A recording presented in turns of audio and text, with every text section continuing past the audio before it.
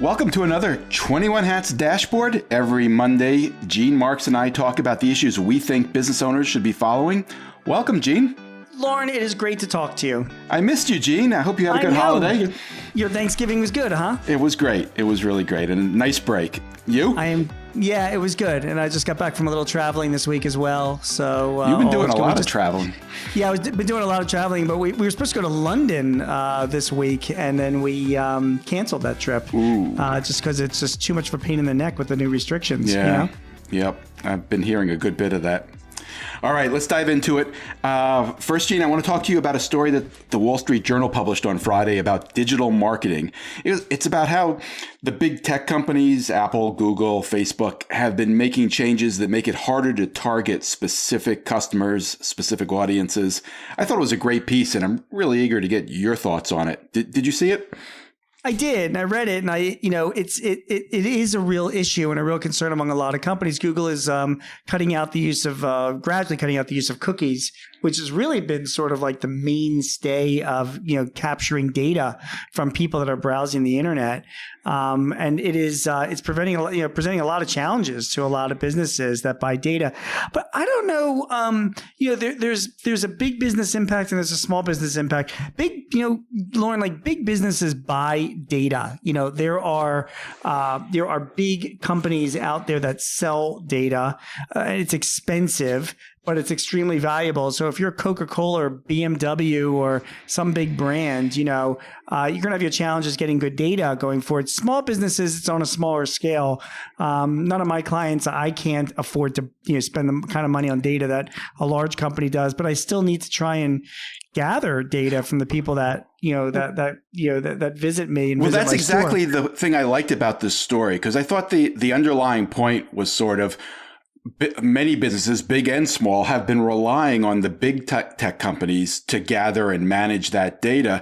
And that's kind of, I think, the wrong way of going about it. You want to have that relationship with the customer. You don't want Amazon to have it. And now with these changes, it's encouraging a lot of businesses to try to gather that data themselves.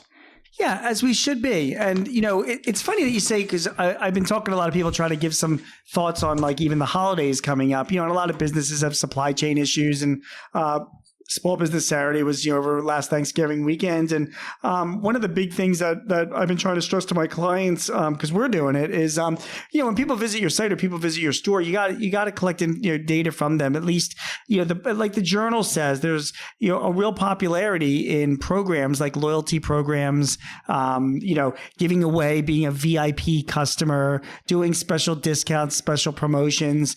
It really is, data is important for your business for two reasons. One is it provides you a source of potential marketing as long as they're opt-in way beyond the holidays.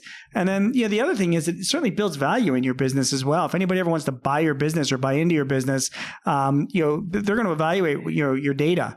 So it's really important to capture that stuff. You can't just rely on the big tech companies to do it for you. The smartest clients that I have are doing it on their own. And it is, you've got to make sure you've got a good loyalty program. And by the way, one final thing on data, if you're going to be collecting data, nobody just wants to give you the data. You're going to have to give something away for data. And I think that that's something important that we all realize. Which is part of what this story was about. There are a lot of tactics that companies are using, from, running a quiz to running some kind of contest, anything that allows you to collect an email.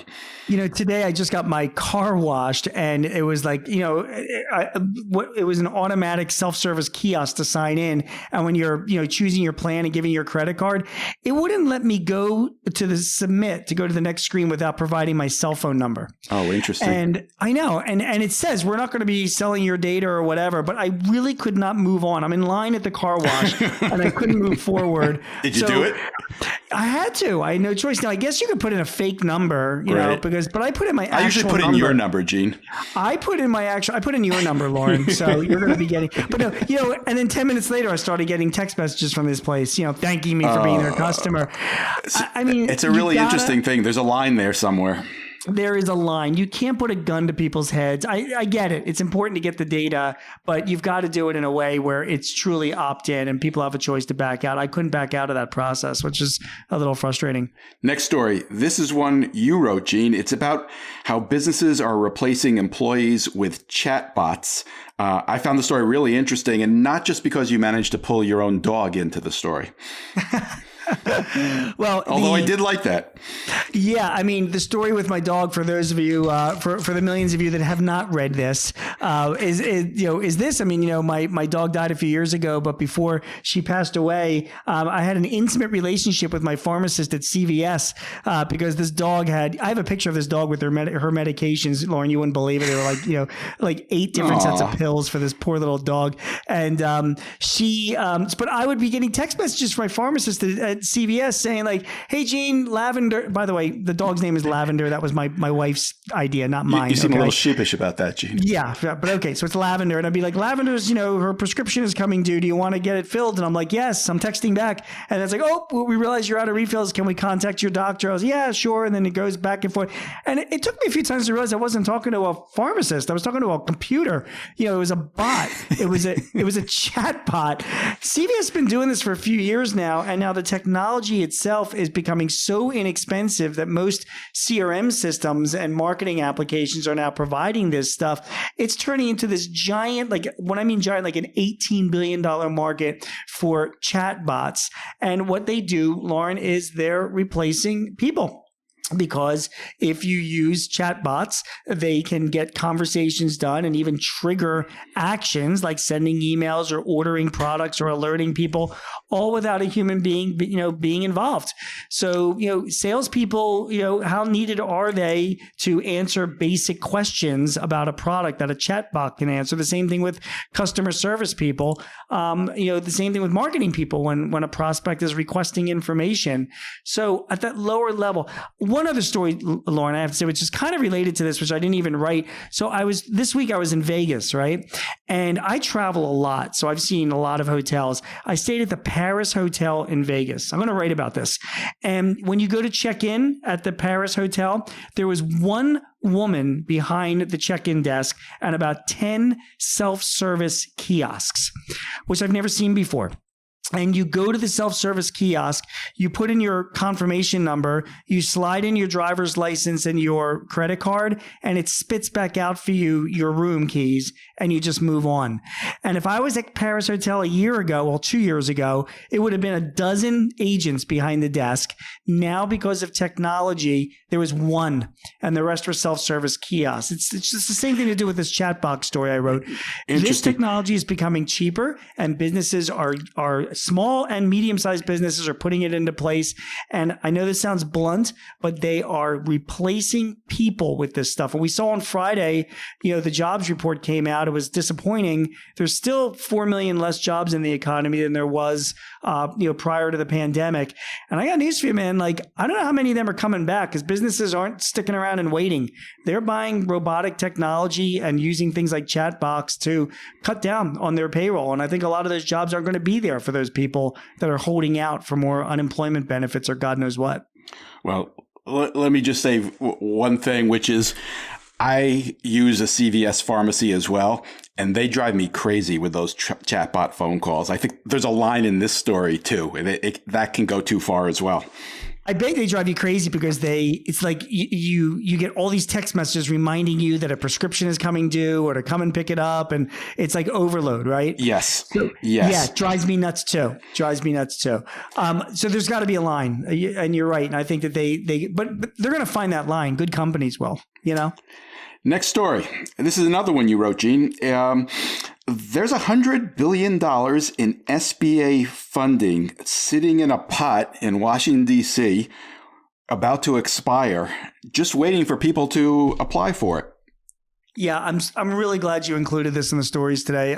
So today is December 6th, right? So we've got until December 31st to take advantage of this. Guys, if you're listening to me now, listen closely.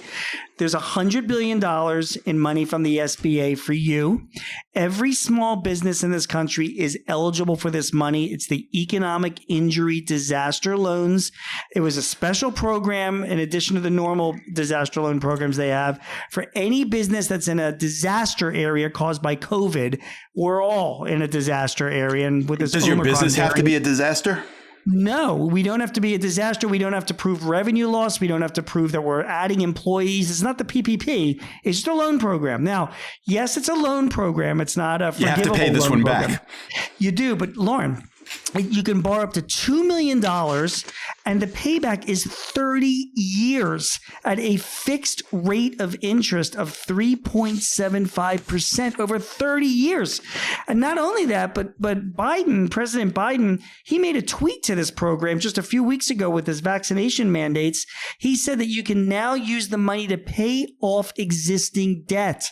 So if you are a for-profit or a nonprofit business, you can borrow this money for 30 years. 3.75% interest rate for a for-profit business, by the way, is going to look pretty darn attractive as interest rates go up over the next year or two. And we all know they're going up. A $100,000 loan is like $500 a month that you would have to pay off. It's a very sweet deal, and it's going to go away at the end of this year. So if you're looking for this kind of financing, you want to clear up your existing financing with an SBA loan, go to sba.gov. I just think it's a very sweet deal. Should you go directly to sba.gov or do you go through a bank? No, this program, the Economic Injury Disaster Loan Program, is through the SBA directly. Now, there are also grants available under this that also expire, which is also just money that's sitting there. If you're a small business and you're in a low income area and you can prove a certain amount of revenue loss, and by the way, the low income area, there's a map locator on the SBA site to determine if you're there. You can get up to like a $15,000 grant, just free money before, whatever's left over at the end of the year is going to be applied to the infrastructure bill funding. But putting that aside, this is money, either the loans or the grants, that I think a lot of businesses should be taking advantage of right now because it's a great deal. But one final thing on it, if the higher your loan, you might be required to provide collateral or personal guarantees. So, there's that. But 30 years at 3.75%, come on. Who knows where we'll be in 5, 10, 15 years. That's right. It's like an insurance policy. What will you be doing 30 years from now? I'll be happy to be doing anything, Gene. I'll be in diapers sitting in a nursing home. I want to remember what I had for lunch today. Okay, too much information, Gene. Finally, this one's from the Morning Brew, a daily email newsletter. It's about how some employees are waiting for the legal battles over Joe Biden's vaccine mandate to play out rather than issuing a policy and dealing with it. You got any thoughts on that, Gene? Yeah, I do. I have a couple thoughts on that. So just for everybody to insult your intelligence, if you've got more than 100 employees, you're under the president's mandates, you're required to either make sure that your employees mandates are that are not yet in effect because of the legal battle. It's not in effect. So the mandate is that you have to require that your employees are vaccinated or they have to be weekly tested. However, 10 states sued to say that it was not, it was legal to do this. It's being administered by the Occupational Safety and Health Administration. The whole thing's been stayed. All the states, all these lawsuits have been combined into one lawsuit. It's in the 6th U.S. Federal District in Court of Appeals in Ohio, and we're waiting to hear on that appeals. And the attorneys that I talk to say that it doesn't look good for the president. There's a lot of holes in what this mandate is. So what do you do if you're an employer? In fact, this whole thing was supposed to be enacted by like January 4th. Right now, it's in limbo. So what do you do? So you do nothing, obviously. You don't have to move forward with this. The only thing I can advise my clients is listen, you got to prepare for certain things. If this does happen, you want to make sure that you at least have got a plan in place for polling your employees, dealing with the employees that say that they don't want to get vaccinated or even testing, and making sure you've got a solution for testing set up for you. The other thing to consider, I think we talked about this before, I have some clients that are considering turning some of their employees into independent contractors to get them off the payroll so that that's kind of lowers under 100 employees, or at least doesn't give them the problem of having to pay fines in penalties. I think it's like $14,000 if you don't comply. So the bottom line on the mandates is we're going to hear from the courts soon. You got to stay, don't do anything, but just have a plan in place if the courts do find in favor of the presidential mandates. I hope that makes sense. I think it does make sense. You are, though, addressing it just from the legal standpoint as opposed to the health issue standpoint. We do have the recent news of the new variant. We don't really know at this point all that we need to know to make a judgment on how big a problem the new variant might be. Right. But that's certainly a factor as these businesses think about what they want to do to protect their employees. And I wrote, as you know, a few months ago, so I'll reiterate it because it's there. I'm in favor of it. I'm in favor of the mandates, and I know, and you're talking to a Republican here, but there's a war that we're fighting. A lot of people have died. A lot of people have gotten sick. And like I wrote in The Hill, I believe is where I wrote this. It's like, suck it up, employers. Come on, guys. We're not, throughout the history, we have not been asked, compared to other small business owners, in the past that have had to fight wars, we are not being asked to sacrifice very much by doing this. And I think, I think, we as business owners have to step up and really, really try and get people vaccinated. I'm in favor of it. Gene Marks is a CPA who writes weekly on small business for The Guardian, The Hill, The Philadelphia Inquirer, The Washington Times, Forbes, and Entrepreneur. You can also hear him on ABC Radio's Eye on the World with John Batchelor. Gene hosts two popular small business podcasts of his own with Paychex Corporation and The Hartford. Thank you, Gene. Thank you, Loren. It was great talking to you. We'll talk to you next week. Always a pleasure. Have a great week, everyone.